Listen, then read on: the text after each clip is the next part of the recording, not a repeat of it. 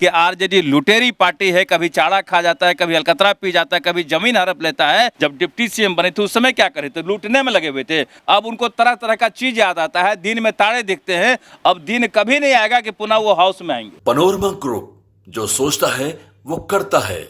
देखिए, हम धामी जी के इस फैसले का काफ़ी स्वागत करते हैं, अभिनंदन करते हैं।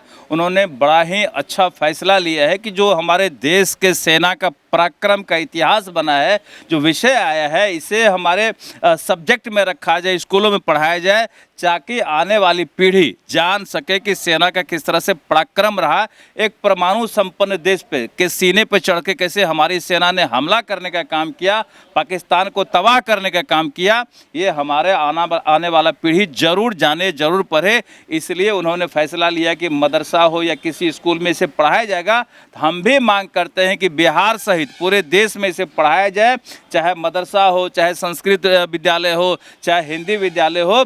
सबको जानना चाहिए, सबको पढ़ना चाहिए और आने वाले पीढ़ी को जानना चाहिए कि हमारी सेना का क्या पराक्रम था।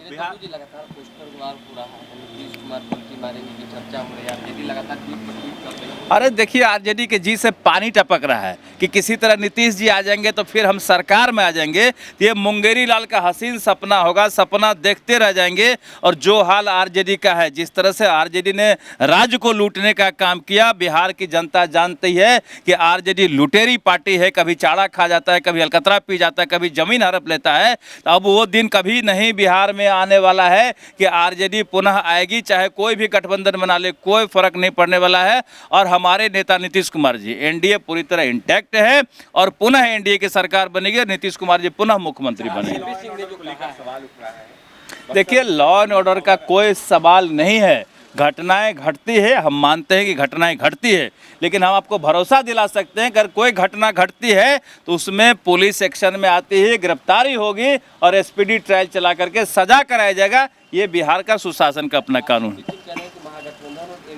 जनता उठ चुकी है, जो है नया विकल्प। भाई, आरसीपी सिंह जो इसी गठबंधन में थे, जदयू को चला रहे थे, अब चले गए हैं तो तरह तरह का बात करते हैं। इनके बातों का कोई सुनने वाला भी नहीं है। तेजस्वी जी 100% मिसाइल की बात कर रहे हैं, बिहार में लागू होना चाहिए, तो किससे चर्चा होना चाहिए इसकी बात? तो जब उनकी सरकार थी तो क्या कर रहे थे? झाल बजा रहे थे उस समय। जब डिप्टी सीएम बने थे उस समय क्या कर रहे थे? लूटने में लगे हुए थे।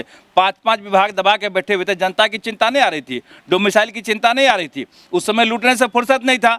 अब उनको तरह तरह का चीज याद आता है, दिन में तारे दिखते हैं। अब दिन कभी नहीं आएगा कि पुनः वो हाउस में आएंगे।